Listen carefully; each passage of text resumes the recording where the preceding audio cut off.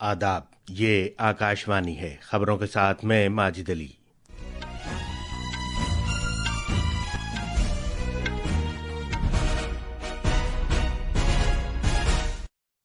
वज़ीर आज़म नरेंद्र मोदी 3 मुल्कों उर्दून, इथोपिया और ओमान के अपने दौरे के पहले मरहले के तहत ओमान पहुंच गए हैं।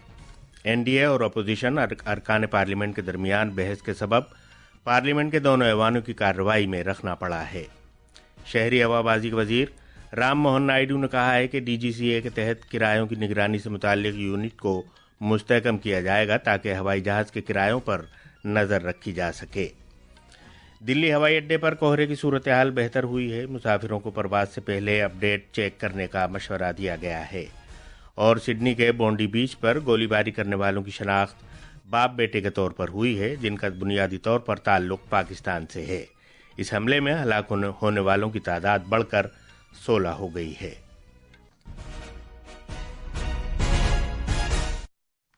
अब खबरें तफसील से। वज़ीर आज़म नरेंद्र मोदी आज उर्दून, इथोपिया और ओमान के 3 मुल्कों के दौरे पर रवाना हो गए। अपने दौरे के पहले मरहले में जनाब मोदी शाह अब्दुल्ला दोयम इब्नुल हुसैन की दावत पर उर्दून का दौरा करेंगे। रवानगी के मौके पर अपने बयान में वज़ीर आज़म ने कहा कि वो उर्दून के शाह अब्दुल्ला और वज़ीर आज़म जाफ़र हसन के साथ तफसीली तबादले ख्याल करेंगे। जनाब मोदी ओमान में आबाद भारतीय बरादरी से भी मुलाकात करेंगे, जिन्होंने भारत उर्दून ताल्लुकात में नुमाया ताउन किया है। जनाब मोदी का यह दौरा दोनों मुल्कों के दरमियान सिफारती ताल्लुकात के 75 बरस मुकम्मल होने के मौके पर हो रहा है।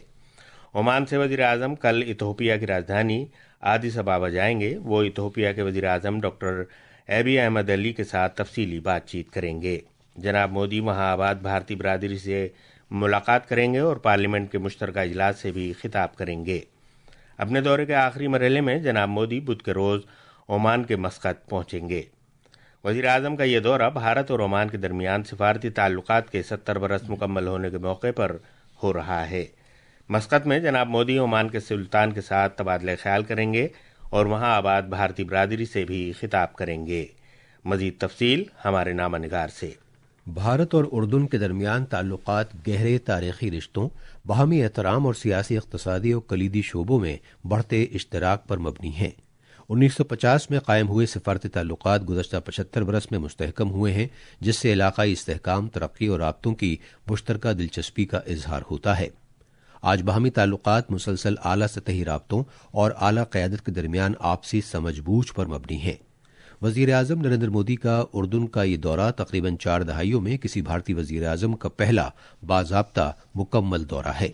उनके इस दौरे से भारत उर्दून ताल्लुकात और दोनों मुल्कों के दरमियान दोस्ती और इश्तराक के रिश्ते मज़ीद मुस्तहकम होने का इम्कान है। अम्मान से विनोद कुमार की रिपोर्ट के साथ उर्दू खबरों के लिए मैं अर्जुमंद अली खान। नायब सदर जमहूरिया सीपी राधाकृष्णन और वज़ीर आज़म नरेंद्र मोदी ने आज सरदार वल्लभ भाई पटेल की 75वीं बरसी के मौके पर उन्हें खिराज अकीदत पेश किया। नायब सदर जमहूरिया ने कहा कि जनाब पटेल की क़यादत ने ज़बान, सकाफ़त और इलाकाई गुनागूनियत में बटे एक मुल्क को यकजा करने का मुश्किल काम अंजाम दिया। जनाब राधाकृष्णन ने मज़ीद कहा कि उनकी विरासत एक भारत श्रेष्ठ भारत के नज़रिए को तक़वियत देती है और मुल्क को विकसित भारत के सफ़र में रहनुमाई करती है। वज़ीर आज़म मोदी ने कहा कि सरदार पटेल ने अपनी ज़िंदगी मुल्क को एक ताने बाने में पिरोने के लिए वक्फ कर दी। उन्होंने कहा कि मुल्क एक अटूट और ताकतवर भारत वर्ष तामीर करने के लिए उन्हें हमेशा याद रखेगा। सोशल मीडिया की एक पोस्ट में वज़ीर दाखिला अमित शाह ने कहा कि सरदार पटेल ने अलग अलग हिस्सों में बटे आज़ाद भारत को एक ताकतवर मुल्क की शक्ल दी थी, जबकि उस वक्त हालात मुश्किल थे। मुख्तलिफ मामलात पर बरसर इक़्तिदार और हिज़्ब इख्तिलाफ के रहनुमाओं के दरमियान गर्मा गर्म बहस के पेश नज़र लोकसभा की कार्रवाई दोपहर 2 बजे तक के लिए मुलतवी कर दी गई है।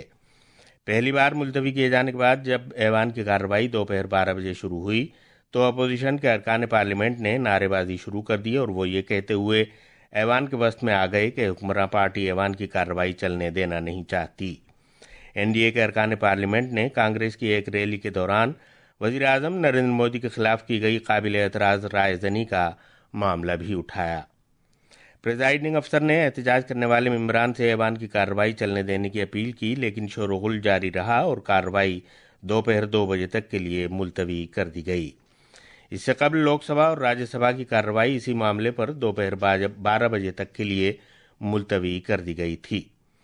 آج جب لوک سبھا کی کارروائی شروع ہوئی تو پارلیمانی امور کے وزیر کرن رجیجو نے کل نئی دلی میں کانگریس کی ایک ریلی کے دوران وزیر اعظم کے خلاف کی گئی رائے زنی کی مذمت کرتے ہوئے یہ معاملہ اٹھایا۔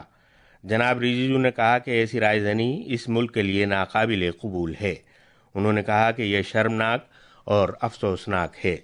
پردھان منتری نریندر مودی جی کو دنیا مانتے ہیں، دیش کے لوگ مانتے ہیں، اور اس میں کچھ وپکش کے لوگ پردھان منتری کو اگر جان سے مارنے کے لیے کہتا ہے تو یہ بہت ہی دکھد اور افسوس کی بات ہے۔ صرف کھنڈن کرنے سے نہیں ہوگا، کانگریس ادھیکش اور کانگریس کے نیتا پرتیپکش دونوں لوک سبھا راجیہ سبھا میں دیش واسیوں سے معافی مانگنا چاہیے۔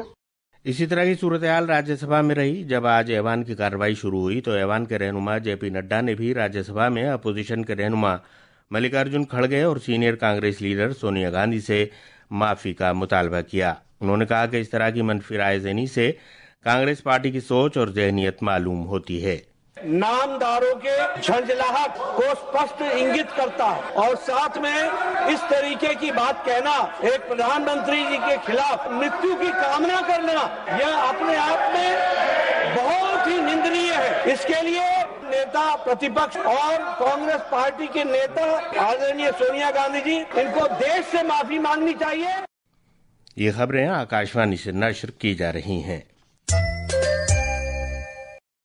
شہری ہوا بازی کے مرکزی وزیر رام موہن نائیڈو نے کہا ہے کہ ڈی جی سی اے کے تحت کام کرنے والے کرایوں کی نگرانی سے متعلق یونٹ کو مزید مستحکم کیا جائے گا تاکہ ہوائی جہازوں کے کرائے پر قریبی نظر رکھی جا سکے۔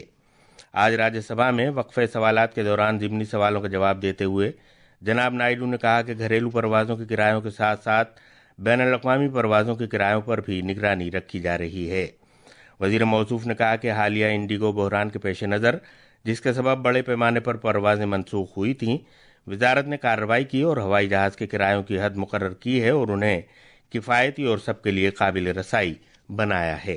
جو ٹیرف مانیٹرنگ یونٹ ہمارے ڈی جی سی اے میں ہے، اس کو بھی اور سشکت کر کے اور سارے روٹ ہم مانیٹر کر رہے ہیں۔ انٹرنیشنل روٹس بھی اب مانیٹر کرنے کا کیا ہے، کیونکہ ہم وہ دباؤ ایئر لائنس پہ بھی ہم ڈالنا چاہیں گے کہ اس طرح سے جو اپرچونٹی سے پرائسنگ کے سچویشنز کبھی کبھی جو بن جاتے ہیں وہ نہ ہو۔ ہماری منسٹری سے پورا اس کے اوپر دھیان دیتے ہوئے ہم ایئر سیوا میں بھی ایک اسپیسیفکلی ہم نے ٹیرف مانیٹرنگ کا بھی ایک سویدھا رکھی ہے۔